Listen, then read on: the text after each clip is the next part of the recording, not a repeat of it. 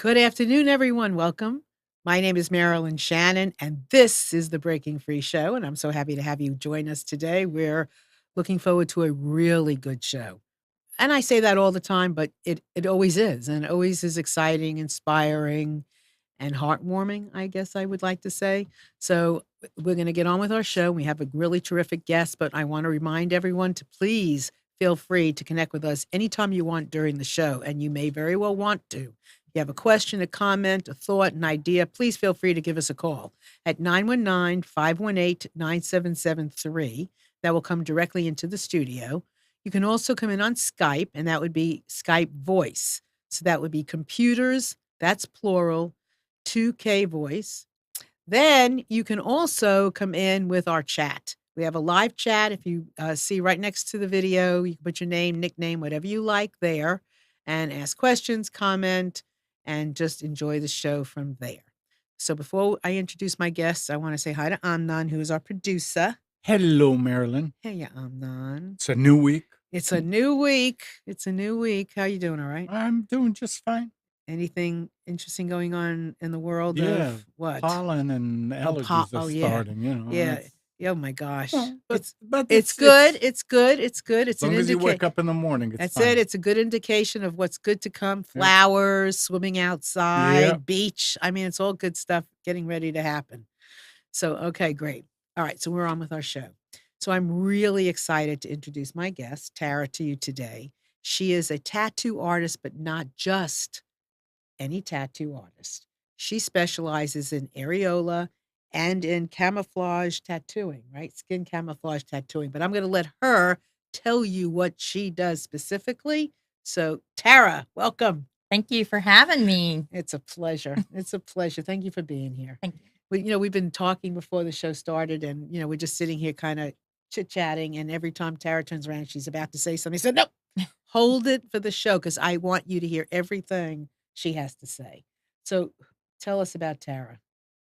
Well, I'm 46, and I was diagnosed with breast cancer at 39, which changed my whole life, professionally and personally. So that's where my story starts as far as the areola, 3D nipple tattooing, and scar camouflage. So, how long ago was that? 2012, I was diagnosed with breast cancer at the age of 39, and I have no family history. Couldn't feel any lumps, but I had a mammogram. Thankfully, my doctor started me early, and that just started a whole world of something I had no idea about. I am a nurse, and I'm a trained nurse of 18 years, and I've taken care of breast cancer patients, but I've never been that patient. Or known anyone in my family to have breast cancer. So it was shocking to all of us.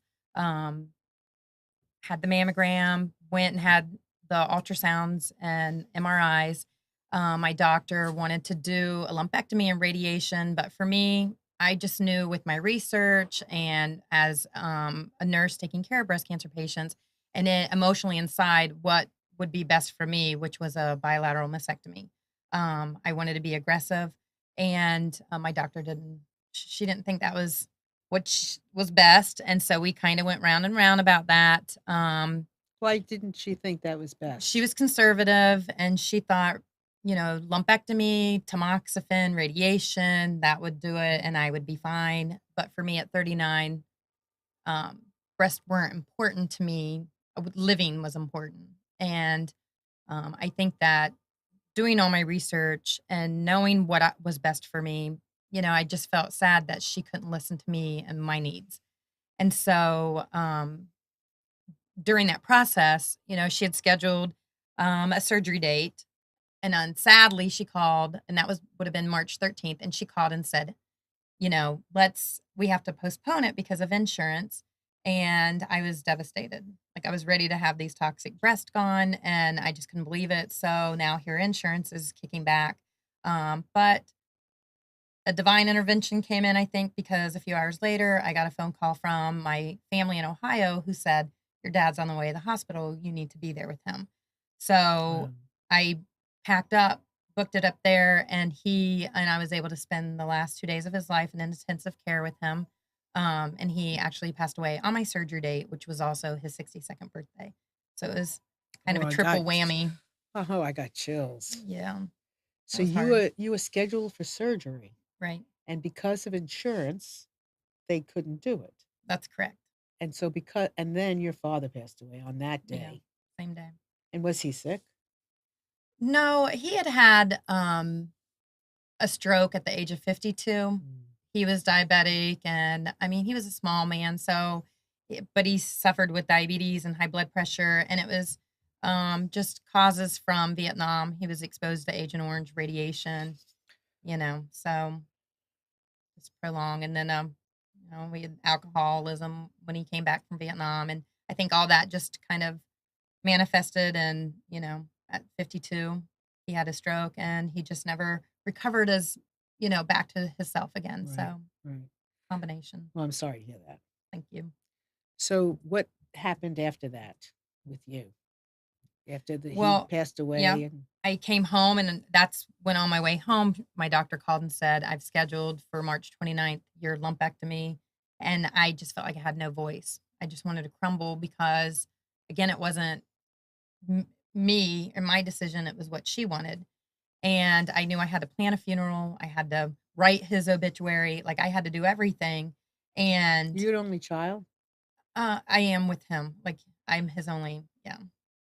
I have siblings, but they're not his children. Got it. So, yeah, it was everything was left in my hands to do. So, So even though you expressed what you wanted, your doctor overrode what you said? yes, Oh, many of times. oh, Yeah. okay. So I came home, and I just caved in. It was so much going on in my life at that time. I just said, "Okay, let's just get it out at this point now." It's been almost a month because I was diagnosed on February 28th. So the 29th of March, we went in, um, and this was to prolong the time to, get it out and then reschedule for a bilateral. So we did the lumpectomy. When I was in recovery, she told my husband that she placed rods for radiation, and they had a few words. And I wait a minute. yeah, Thank God I haven't had to go through any of this. yeah, However, I'm sure many of you have gone through this, and you know many people who have gone through this. So this is a whole new conversation for me. I'm like, excuse me, what? You tell her you want it this way, and she right. does something completely different. Is that malpractice? I don't know. It sounds, but And at the time, I didn't even think about any of that. I just thought about, why aren't you listening to me? Like, this is not what I this is want. not typical, is it? Sadly, with what I do now, I hear this story quite often. And it isn't just a new thing. Like, this has been going on since the 80s. The women that I'm tattooing, this is what they're telling me. Like, I didn't have a choice, or I wish I would have known my options, or why couldn't I have my voice be heard? And so it's really sad. I think people should be educated before they make a dramatic decision or a drastic one with removing body parts. But at the same time, if you are educated, you're well informed, you know what is best for you emotionally, psychologically. Are you going to be able to deal with that 10 years from now that you have no breast? Whether they're reconstructed, they're never going to be real again. And, I think if you've expressed that to your doctor, your oncologist, your whole team, that this is what's best for me, they should take that in account and listen to you. Absolutely. Beyond a shadow of a doubt. Yeah. I can't even imagine. So she says she put the rods in there, Correct. and your husband had some words with her. Well, what happened after that? She didn't even come and see me in recovery, I guess because of the words that they had spoken. So when I got home and got recovered and found out what happened, I couldn't believe it. I was shocked. And then 2 days later, I received a phone call, not from her, but her nurse, to tell me that the cancer had actually became invasive. And now, it's more worse than they thought. So I was furious because this is what I wanted to avoid. And so when I went to my post-op, which was a week later, now my voice is back, and I was determined. And I walked in and I just said, if you can't listen to me and what I want, then I have to go. I have to find another doctor because this is my body, my life, and my choice. And if you don't support me, I got to go. And she stopped and turned around and she said, with the results, Tara, I agree. And, let's go ahead and get scheduled for the bilateral. And I just felt like, here's another surgery my family has to go through. I have to go through. It could have been avoided. And it was just, I mean, it was sad. your life was at stake. Right. Okay. Okay, but you're here, I'm here. and you've created this amazing, um, amazing work. So what she did was wrong, and you all get to learn from this experience because you can speak up. So just speak to that a little bit more, and then we'll go on with other things. So, what do you tell everybody out there about this experience? Well, I'm a pretty strong person, so I thought. But when I was going through that at that time, especially with my dad, I just want everybody to know, if you're not comfortable or you feel like you're not being heard, please go get a second opinion. Go find that second doctor, do what makes you feel comfortable, because this is a huge decision. And, I'm not saying that they're not correct. This is their profession. They're supposed to be the expert at this, but sometimes they don't know what's best for you. You know, when I knew what was best for me and I was ready to accept that, and then to have to fight that. So, with anything in life, if you're not comfortable, go get a second opinion. At least know your resources. Mm. Okay. So then what happened? So then we scheduled the bilateral for May 29th. I met with the plastic surgeon, met with the oncologist. We did the surgery. I had immediate reconstruction, meaning my plastic surgeon placed expanders underneath the muscle of the chest wall. And then over the summer, we filled those up and then waited from September until December. And then they did the exchange, which they were deflate those expanders, which are bizarre. It's painful. It's so painful, but he did a really great job on, he did it slowly, which is super important. He didn't overfill, so I didn't have a lot of muscle. You know, You're such an amazing resource. Thanks. I mean, you really for someone going through this, Yeah. to know as much as you know I mean, you were a nurse, you've gone through it personally. I mean, you have this demeanor, where, you're just lovely. And so Oh, I appreciate it. you're welcome. You're a wonderful resource. I mean, I can feel it. Thank you. Yeah. I So, just try to, if I can share what I went through and what I do and it can help someone, mhm, that's the point of it. right. Because I know there's a lot of women that are alone and have to go through this process alone, and they don't know who they can turn to or what questions, or is it a silly question, and it's not. Well, and the information is overwhelming. It is You're overwhelming. already I mean, I'm imagining. You're already overwhelmed. You've just been handed this thing, and the information is overwhelming. You have somebody that you think you can trust or you wanna trust, right? Telling you what you should do. Yeah. And I mean, you're left out in the cold. It's so scary. How do you know what to do? I can't even imagine. When I speak with women and we're scheduling appointments, I let them know we're going to go over this a couple more times. And then when I'm seeing them that day and I have all their information and their aftercare together, they know that their aftercare form is so detailed and step by step, and they can call me and text me and email me all day, night long, just because. And I let them know I am a nurse. I'm supposed to know this information.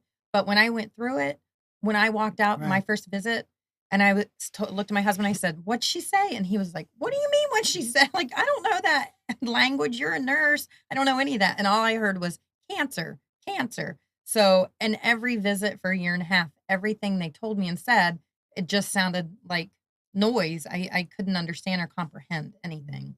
So, Amazing. yeah. So you go through all of this, and then you do what?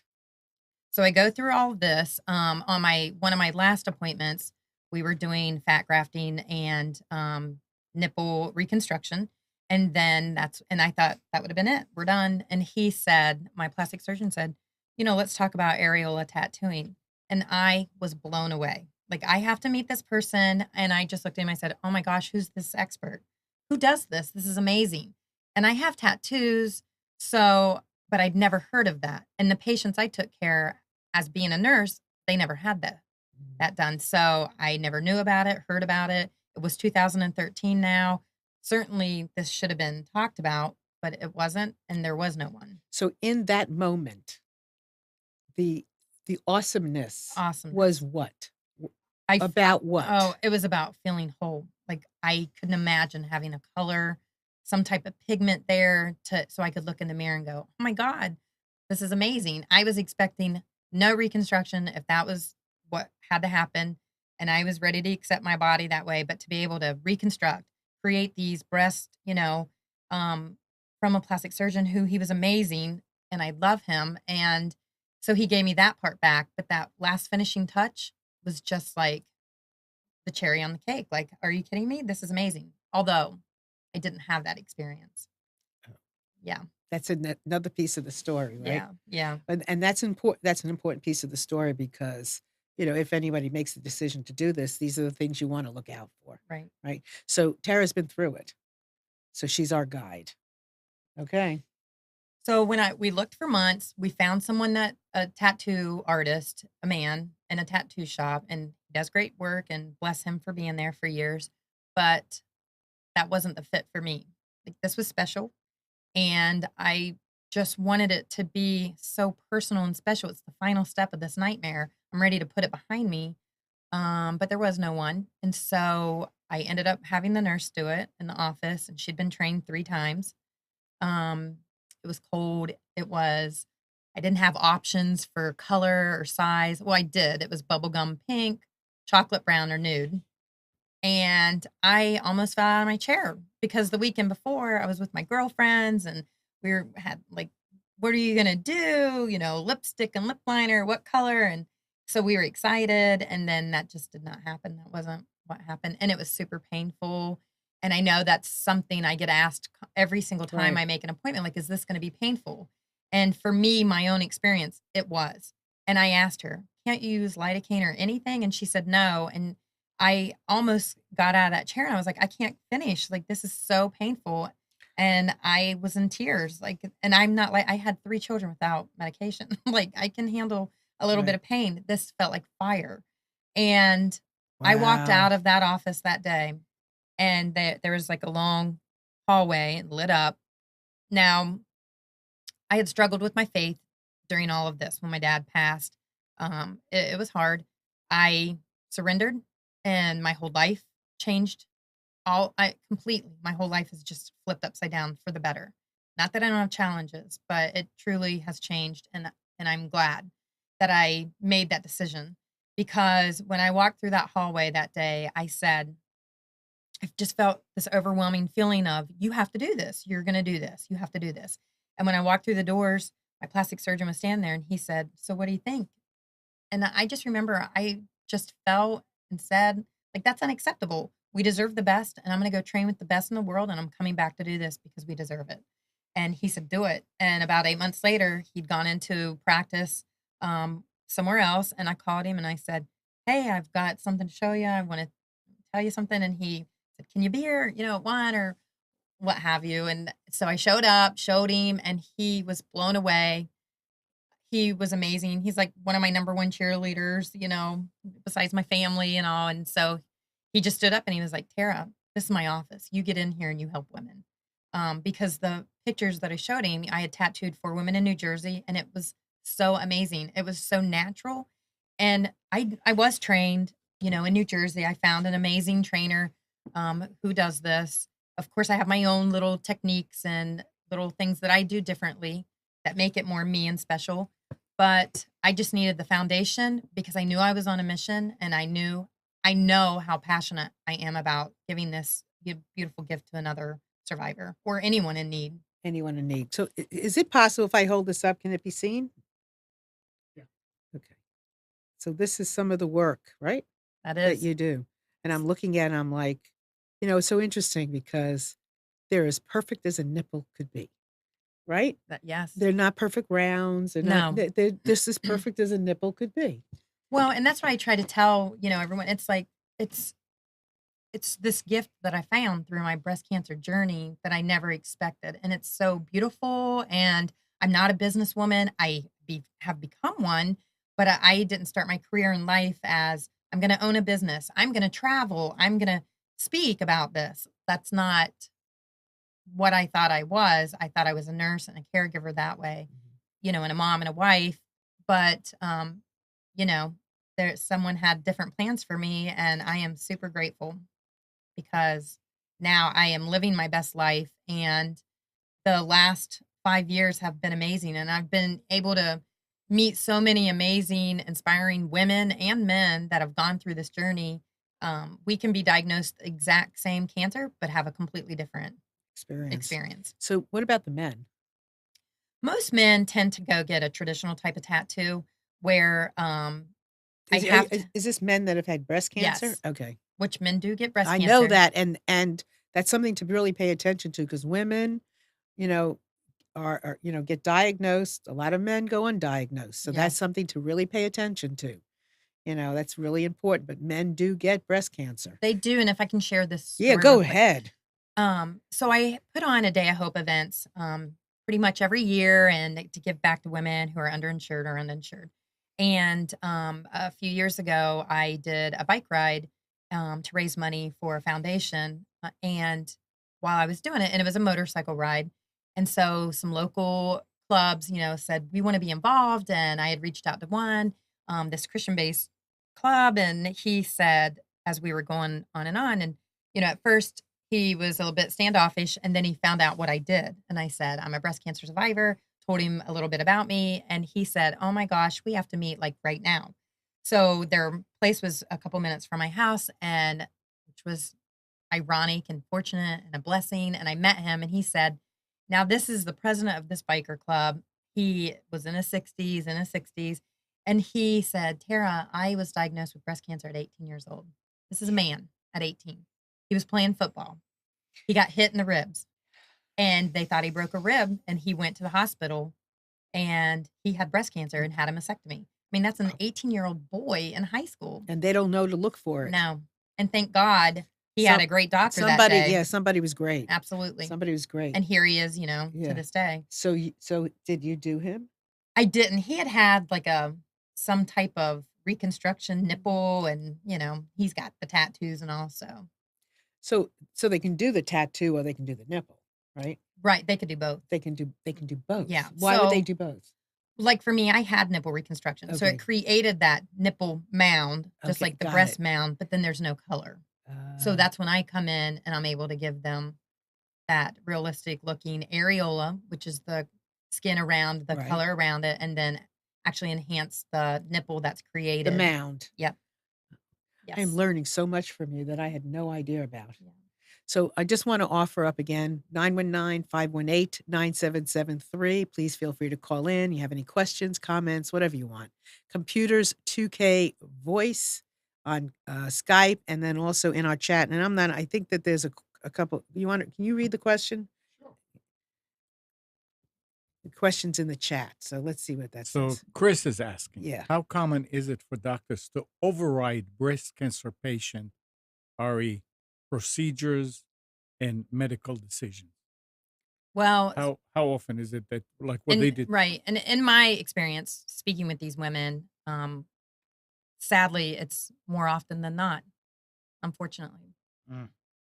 And we, as the patient, are so overwhelmed with that diagnosis, I think, that we're leaning on these experts to send us in the right direction. And Chris's next question is, how did you find the person you trained with, and how did you know it was the right person? I did a lot of research. Like I said, I was ready to You travel are the the world. research queen. I am. Wow. I mean, when it has to do with your life. Yeah, you have to do that. Yeah. Uh-huh. And I knew going into this, I wasn't going to take it lightly. I wasn't going to just get it some ink from some country that who knows what's in it, or everything I do is down to detail. So I did research, and I was ready to travel the world, go train with whoever. Thankfully, I just had to go to New Jersey.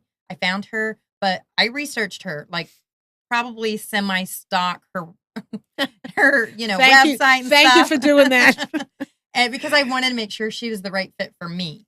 And we chatted on the phone, and it was like I was speaking to a family member. That's when I knew she's as passionate about what about this as I am or close to it, I've got to meet her. And that's how I found her. And it's a one-on-one course, but within 30 minutes, I was already tattooing a survivor. So that was pretty amazing. And that's not really typical. So what have been some of the experiences you've had, if you can share?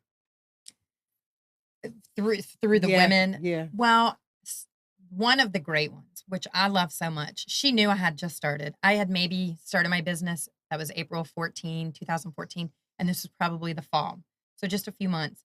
And she was 72. And she said, when we were finished, of course, she shared me her story and all. And she looked in the mirror, got teary eyed, and she said, I've been waiting 17 years for this, Tara. And I said, well, what'd you wait so long for? And she goes, I've been waiting for you, knowing I had just started. And I mean, we both just bawled. Like, it makes me emotional now. To make, I mean, I'm about to. I have a question. Are there any surgeons, doctors, the plastic, that don't offer to their patients the information that, yes, you can go see Tara or you can go see whoever and have this done? Like, do they ever, or do they today leave you alone like they left you with, hey, that's it, that's all we do? Well, I think that it's been talked about so much more in the public now, and with social media, people are finding it on their own, and maybe their doctor isn't saying, "Hey, this is the next step," but they're asking their doctor, "What about this?" or "Who do you Okay. refer? What do you know?" So people are becoming a little more aware that this is an option, which is great. And doing things like this, puts it out there in the world to say, "Hey, you don't have to stop with just having a breast mound. You can have Right. realistic looking areola." And that's a great story, Yeah. especially Does for someone. insurance Yeah, insurance yeah. does not cover it, would they? Well, the difference with me is I am a nurse, so I'm a medical professional. I have an insurance number. I work out of plastic surgeons' offices. So all this matters with their receipt because it's coded with their medical and diagnostic code. It has all my information on there, and that really pushes it through so much easier for someone to get reimbursed. And I love that about it. That makes me feel good. I never guarantee or promise they'll be reimbursed, but I definitely tell them to fight for it if they have to. The Women's Health Act of 1998 covers breast reconstruction after a diagnosis of breast cancer, including the areola tattooing. So that's really important. And I just tell, I'm an option, but if you find someone that you're comfortable with, and I don't go to Kansas. So if you're in Kansas, I'll come because I go to Texas and Mississippi now, and I'll go anywhere, to help women. But if that, and men, but if I'm not there and you're ready to get it and you can't travel to Raleigh to see me, then just do your research on that artist. There's a lot of people popping up nowadays that offer this service, and that's great. You just got to make sure that they're the right fit for you. Where do they get their ink? Right. Mine's made in the USA. It's gamma sterilized, meaning it has been radiated and removes, any type of anything that could be in there, which is super important to me because I'm all about no infection. And so my aftercare is different. I treat it with the antibiotic and then a hydrocortisone, and then you're going to switch to this and that. And, avoid this, avoid that. It's low maintenance, but again, you want to give it some TLC, which is tender love and care, because I've been asked, what does that mean? And I'm like, what do you mean? Well, thanks for explaining. You don't know what TLC means? So, it's different because our skin's been compromised, especially if you've had radiation, or problems. A lot of women have had infection during their reconstruction process. And you have to be with an artist that is aware of signs and symptoms of infection, knows how to work with Is there a compromise. network of you that do it the same way you do it? No. I'm on my own path and my own.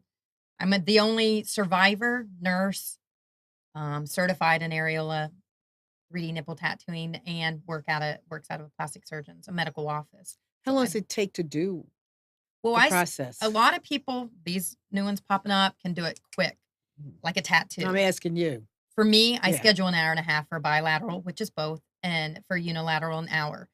That just gives us time. Like, this is all about you. So when you schedule an appointment with me and you come in, that whole time is about you. The color you want, we're going to mix it up. The color, the size that you want, and I'm not going to do any tattooing until you are looking in that mirror and you're like, this is it. And I know it. Like some women will say, "Yeah, this is fine," and I know that it's not the color. So I said, "Well, how about if you want to try a little?" And then it's like, boom, then they know, and their eyes get excited because they can see what's about to happen. And so from the music playing, that's your choice. This isn't about me. If they say, "Can I bring 20 people? Can I bring my best friend?" You can bring an army. I love it because it is a Right. celebration. And to me, this is your last step. And for most women, it is their final step of that reconstruction process and that whole journey of, cancer. So it is a party. And I always Mhm. tell them, look, you can pop bottles, you can go celebrate, Mhm. have a cocktail if that's what you like, afterwards, because you should. And they, that whole time is about getting that color, size, enjoying sharing their story if they feel, or just being quiet and letting them be in their own thought. It's huge. We have a lot of tears. When you're done, that's looking in that mirror and you know that you are finished. It's important. So that's why it's an hour and a half for bilateral. It's interesting. No, I didn't start it, but I am part of a project. It's called Street Listening. And another woman locally has taken it on and is organizing it from the Unity Church. It's similar to a project that started in California, and we did it on Saturday. And I'm a listen. I'm all about listening, but and listen, and it's been my thing. So I was there with all the volunteers, and this gentleman came up, and I said, "Can I listen to you today?" And he said, "Okay," and he sat down with me, and I never saw listening the way I saw it on Saturday. There was something about the this conversation I had with this man, and I wasn't doing most hardly any of the talking. He was, and he was telling me about having gone to Africa. He's African. Went to Africa. He wants to teach Africans about democracy, and he was going into all of this stuff, creating a movement and all of these things. And when he got done, I asked him, "What was it like to be listened to?" Because in most of my world, when I do the show or I write my books or I'm in my office, in a lot of cases, people are paying me as a coach to help them, and I'm listening. Here, I wasn't, there was no agenda other than pure listening. He said, I got to formulate who I was and my thoughts and my ideas and where I was going to take this. And I got to hear myself. And it listening got on a whole new platform for me that moment, and I was emotional all day. Listening to you now talk about this gives me that same it gives me that same picture that women have when they come to you, and you are so into them, and they get to have something that is a gift of a lifetime. And without and an hour and a half is no time to it's such a small speck of time to be able to accomplish so much when you think about it. And I'm in awe of this experience. Does that make sense what I'm saying? You're gonna make me cry. Okay, why? Well, because like this is I just do it, and I know it's right, and I know it's good for them, and it's healing for me as well because I can live vicariously through their experience because that's not the experience I had. And I don't do this for any kind of reward or anything. I'm just blessed to be able to do it. And so to hear you talk about it, or when anybody talk like because I don't put myself in that position, like I'm giving this or I'm doing that because it's so natural. Like I I just am meant to be there doing that I when I'm there. know. I do the same thing. But this experience that I had on Saturday is still the same, but there was some kind of connection I had to the pow it's like our duty. I'm saying listening is our duty as a human being. And to be able to be part of this magical, mystical moment is amazing, and it doesn't ta it did not at all take away from the experience this man was having. In fact, it became part of it.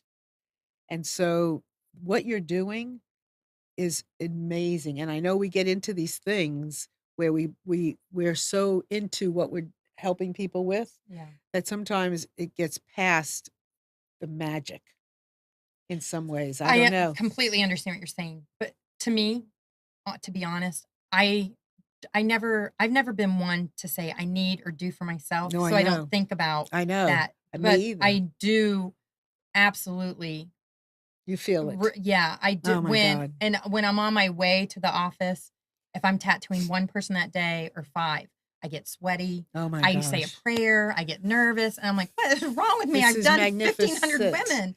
But But I it's do. But as soon as I walk through that door, I'm so calm and I'm excited, and when I travel to other states, I literally have set up at 8 a.m. and finished at 5 or 6 p.m. with no lunch break because I'm like, I don't need to eat. I just wanna help as many women as I can I while I'm hear. there, and it Thank you. yeah, I know. Thank you. Thank you. Thank you. Thank you. Thank you.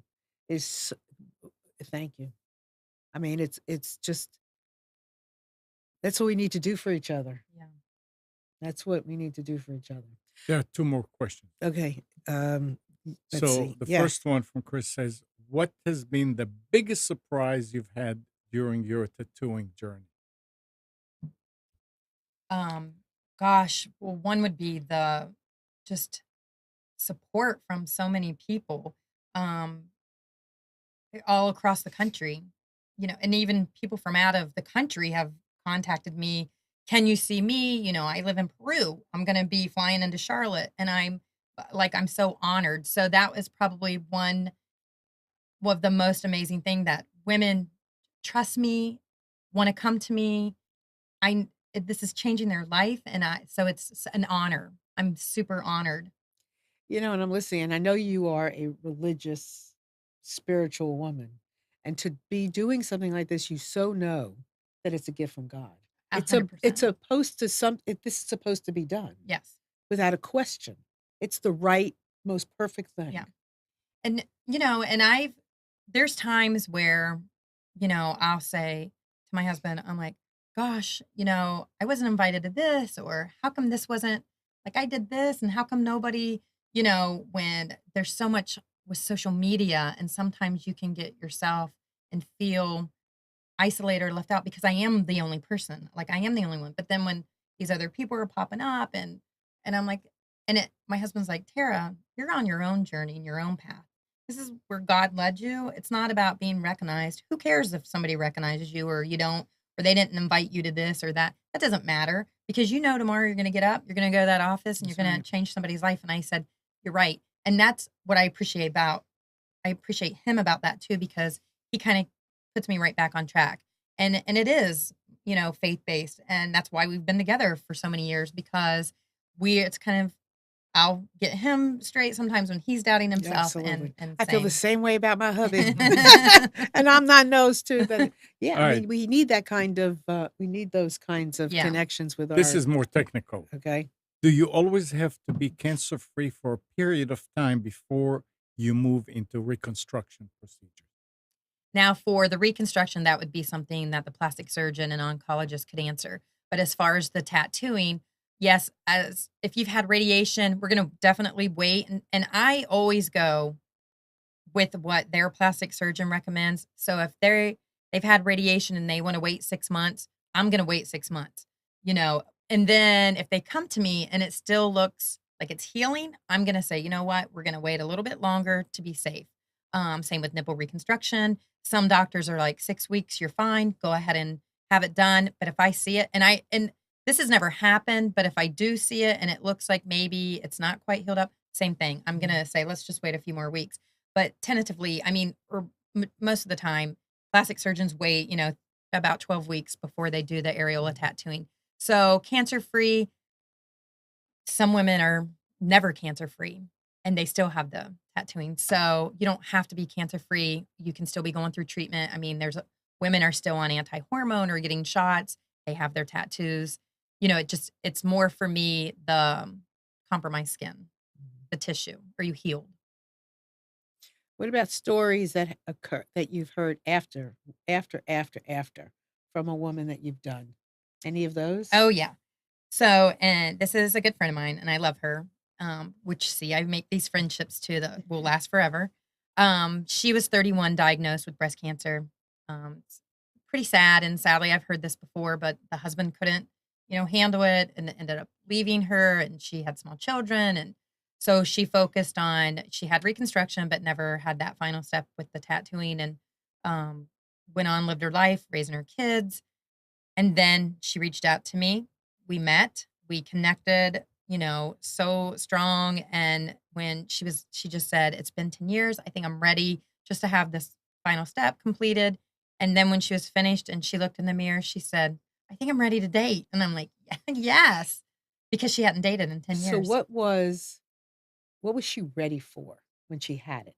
She was ready at that At point. point what yeah, what like, what would somebody be waiting for, and then what hits that they're ready then?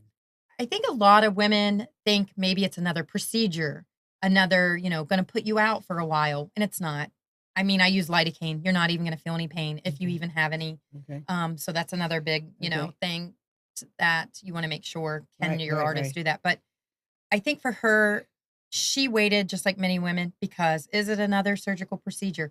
Is this gonna be painful? How much is it gonna cost? I mean, there's a lot of recovery, and we've been through so much. Like, that's just nobody wants to keep doing So that. is it ever that when you go through this, you feel your loss of your femininity, and Sure. then when it comes back, you're ready to be kind of feminine again? Yes, in my own personal experience, the whole time I was going through reconstruction, and I have these girlfriends I've had my whole life. I love them so much, and we're super open. Out of 7 of us, 3 have been diagnosed with breast cancer in 4 years, so that definitely isn't the 1 in 8. But as we were going through it, they would say, "Let me see," and that so of course, I show them, show my family, "Oh my gosh, can you believe it? Look at all these tubes, look at all this, it's crazy." And, your mind is just going through so much, and then as soon as I had my tattoos done, although it was a horrible experience, the color was ridiculous. One's oblong and one's round, like, it's no. And my mom came over to she said, "I have to see this," and I started unzipping my jacket, and by the time I got between my breast, my stomach caved in, and I was like, "Mom," like, "I feel embarrassed," and of course she was like, "Oh, shut up and let me see them." And because 'cause she'd seen the whole process, and Uh-huh. I had that bit of modesty back. I Yeah, was so if curious. I had that with the tattoos I had, Oh, if I and I will give myself the kind that I can give someone else, with realistic expectations. sure. I'm not God and I'm not gonna create a real nipple, but I can certainly help you get to that. I mean, that is so subtle and Yeah. so keen to experience getting your modesty back. Because in a Is your sense stomach. yeah, yeah, oh Yeah. my god, it's Like, visceral. now you wanna cover up. Yes, it's I've never visceral. just exposed my breast since that moment, But before that you did. all the time. So that's very interesting because that you kind of have this feeling of them being fake Right. and not Well, he created them. I created almost them, felt like a Humpty Dumpty, and my doctor put me back together. and now they're real. Yeah, now they're my body. So, Uh-huh. Now kind they're of your with body. yeah, and I see it a lot on social media, like my boobs, and people have to deal with this the way they do. To Okay. me, I'm never gonna call them fake boobs, boobs. This is who I am now. This is my body. They are my breast. They are fake, and I acknowledge that. But at the same time, this is who I am. And I think it's important not just for me, but for my husband. I don't want him to always be remembered that, oh, Lord, she had cancer and her boobs and they're fake and it's pain because, that was an issue we had within that 2 years of surgeries and healing. He was, and I asked him, why, what's going on? And he said, well, for 2 years, all I've heard is how painful to me, it just like they're always in pain. And I'm like, oh, I got to change how I talk about myself because I'm not in pain anymore. And this is who I am. And I hope to live for 50 more years or so. So I have to start thinking about myself and him and how we come to this new. So what is your new story? What's been your I mean, it's not currently new, Yeah. it's been new. So what has your story evolved into? Well, I'm definitely not that person I was at 39 years old. Um, I don't do nursing anymore in that But as far sense. as your femininity or I am 100% who I was before that way. Yeah. I know and I see that it's not. I have 22 inches of scars coming from one armpit to the other with a little break in between on my sternum. I know that. And I'm not oblivious to the fact that I had cancer. I mean, I'm very proactive, but I also live my life with moderation. So I'm not an extremist on anything. Now, I am when it came to my surgery. But when it comes to eating or drinking, like I drove myself nuts. In the beginning of this, it took me 30 minutes to find a loaf of bread that didn't have soybean oil or something in it. Right. And, I remember crying in the grocery store because you have so much information. Don't eat that. Sugar's going to do this. Don't do this. And then I was driving myself insane and I wasn't living. And then I had to come to a point where I was like, I have the second chance at life. I'm going to live my life. And if I want a glass of wine, I'm going to have it or two. And then maybe on a fun night, the whole bottle, I don't know, but I'm not going to do it every day. Right. And it is true what people say that, you could be somebody who's lived an absolutely fabulously pure, eating healthy, no drinking, no this, no that life and get breast cancer. I've tattooed them. Right? I've tattooed them and they've cried in the chair and said, I've never done this. I've never done that. Never expected it. Yes. And I don't have family history and now I don't have my breast. And they're like, this is so unfair. And it makes me sad. It makes me sad because people do avoid so much. And I'm not saying go out and have a crazy lifestyle. I'm just saying moderation, Like a life. right. And I didn't eat red meat for 5 years. And because I thought, oh, my cholesterol, that's what I was concerned about, my cholesterol. And so I didn't eat red meat for 5 years. I ate a lot of soy. And then the next year I got breast cancer. Does it have something to do with it? I don't know. But at this point, I just Live. live. And that's very good advice because regardless of who you are and where you are in life, anything can touch you. Yes. You're not excluded from it. So, Cancer doesn't discriminate. no, you just got to do the best you can. Yeah. It doesn't matter how much money you have, what lifestyle you live, what Mm-mm. color you are. Mm.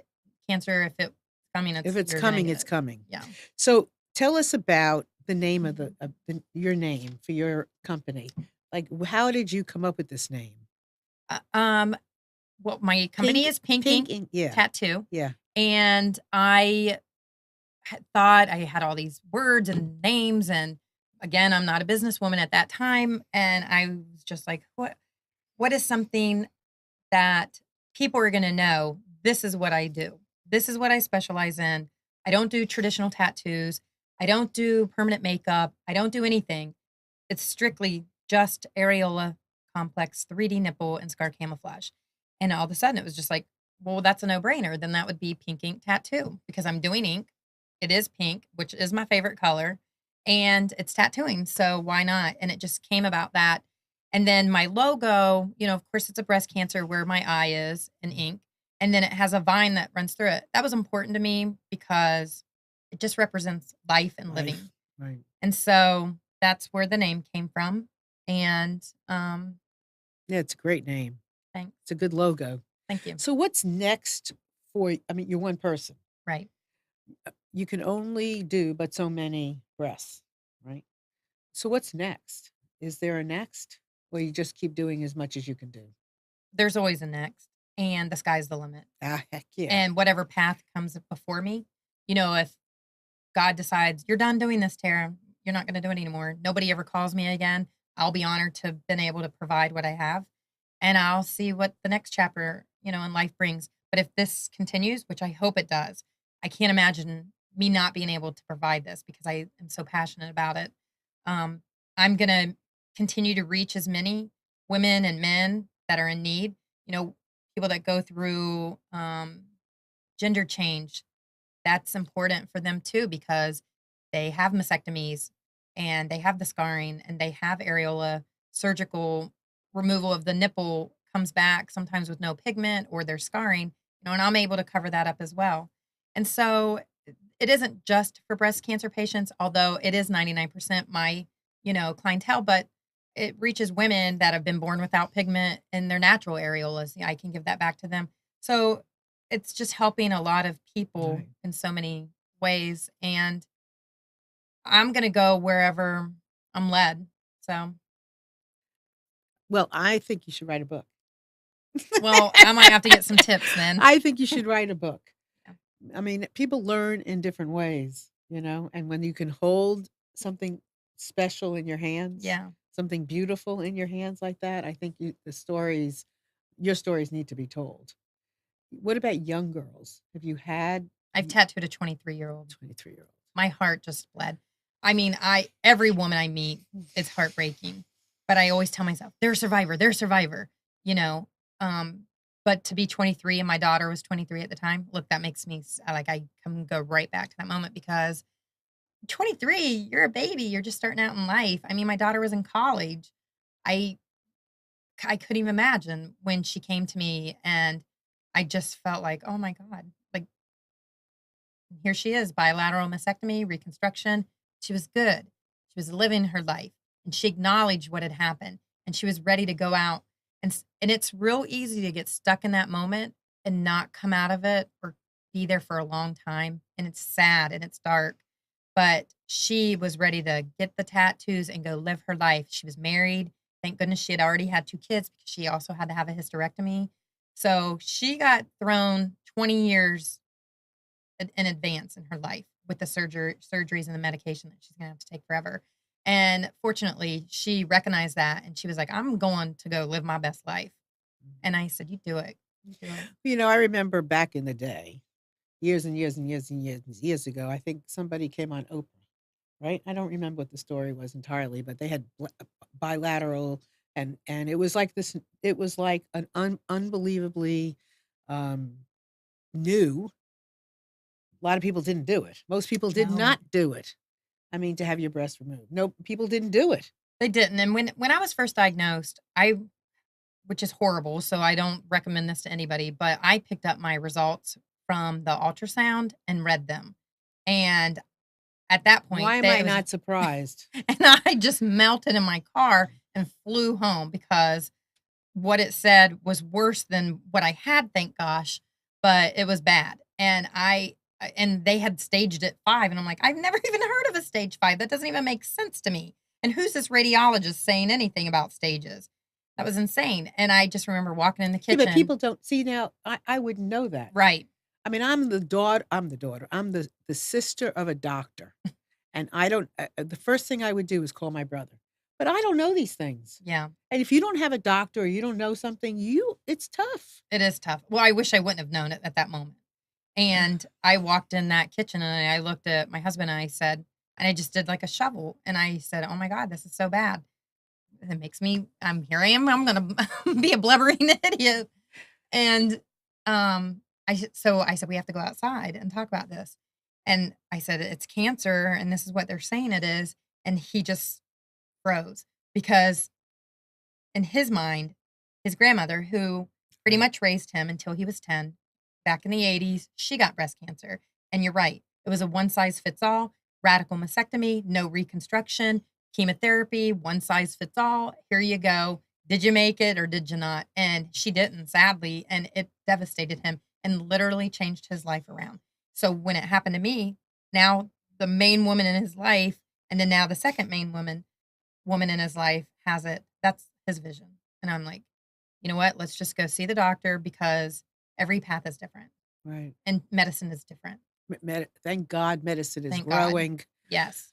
Thank God medicine, and it's because of people like you who are showing the medical community another new way of being, of talking about these things, of a doctor not saying, no, this is what you're going to do. I can't even imagine No. somebody telling you this is what you're going to do. Yeah. No, I mean, and you're out here sharing, no, that is not what I'm going to do. No. And no, that is not what they have to do to you either. No.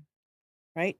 So, Absolutely. so when you've gone on, like you've been on NPR, you've been on what is the crux of what are they asking? What do they want to know? When you go on other shows and you've done other, other people have interviewed, what is the main thing they want to know? Well, they want to know about areola tattooing because a lot of people don't know about it. And what is it? Where is it? Here's a really big key. Is it safe for future scans? And my answer is absolutely with me because my ink is MRI safe. And that's important. That's important. So, Yeah. because we will have to have scans or MRIs in the future, and maybe forever. So, It's that's safe. important. Okay, Yes. so tell our audience if they are looking for you, where they will find you and what the process is to getting you to meeting with you or any of that kind of stuff. Sure. So, my website is pinkinktattoo.com. And you can always reach me at 919 592-5580. I'm also on Instagram, Pink Ink Tattoo, and Facebook, all the social media, Twitter. It's always Pink Ink Tattoo, maybe some underscores or something, but if you type it in, you can find that. And you can call me anytime, and you can even text and email me. My email is pinkinktattoo1@yahoo.com or pinkinktattoo2@gmail.com. And people can come to you from all over the world, really. Yes, They do, right? absolutely. Absolutely. What were you gonna ask? I want to take you back to where you were talking about how, I mean, you said something, boobies and fake. Yes. That's got a negative connotation to it. To me, that's how Yeah. I felt. That's why I never Okay. am gonna refer that but I see it in social media so much with especially I think the younger generation that they're trying to deal with it too. Like they have the genetic mutation, so they've chosen to do a prophylactic. And maybe for them, that's how they're trying to, guide themselves through it and accept it because it's huge. You're not diagnosed with cancer, but you have this gene that more than likely says you may get it. And then so you elect to do this. Mhm.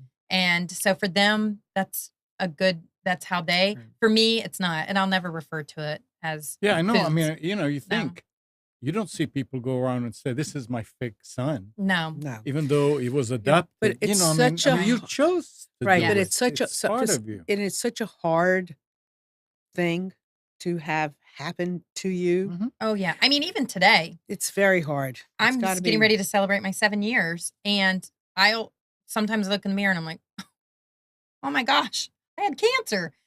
That happens rare, or I'll see my breasts and be like, "Darn, I miss my real ones," "I wish I had them, but I'm okay, I'm alive, right, here I am, and this right. is just it."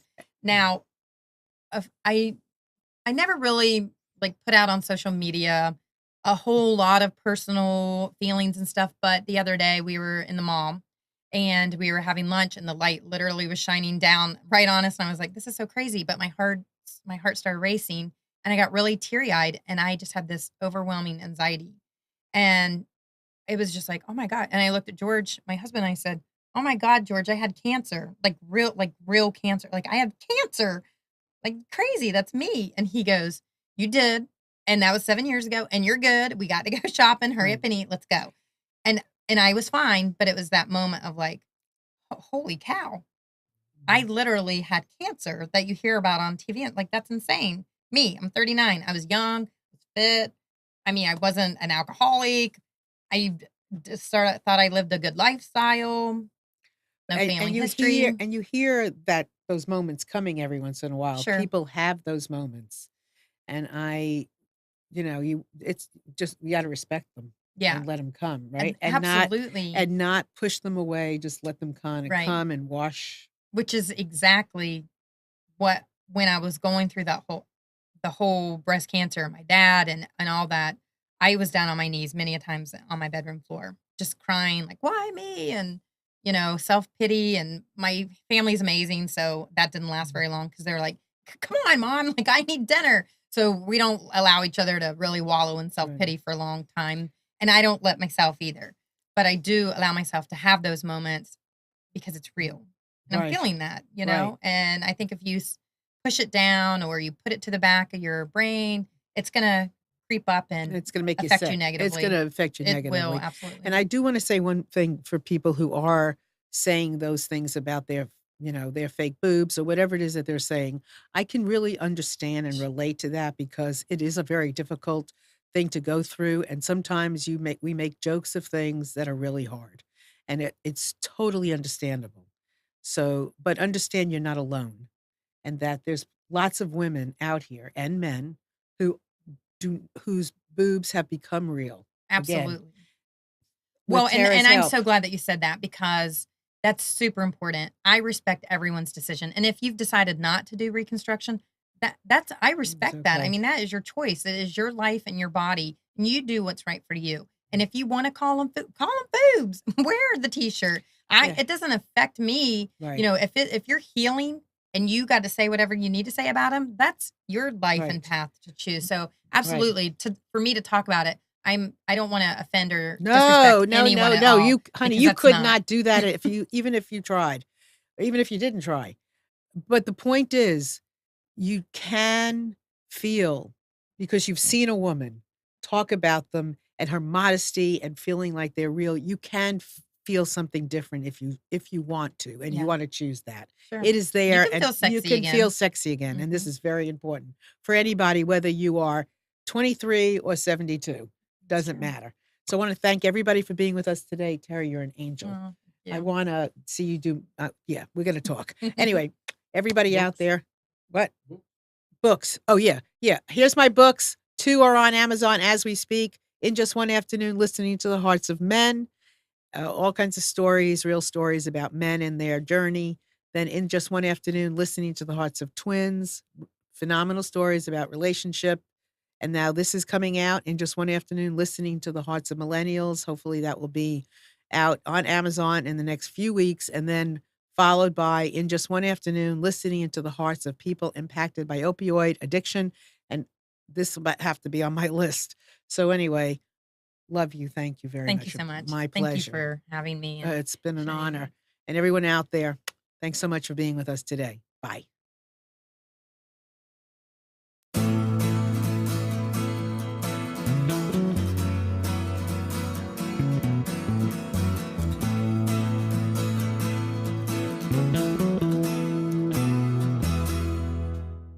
You are tuned to the Nissan Communications Network. If you tuned in too late, you can always watch each program in its entirety or download an MP3 audio file of it in the archives section at nissancommunications.com. Don't forget to subscribe to our YouTube channel, follow us on Twitter, and like us on Facebook. Sponsored by Telestream's Wirecast software, StreamingGear.com, Carolina Apparel, and DeltaForce.net.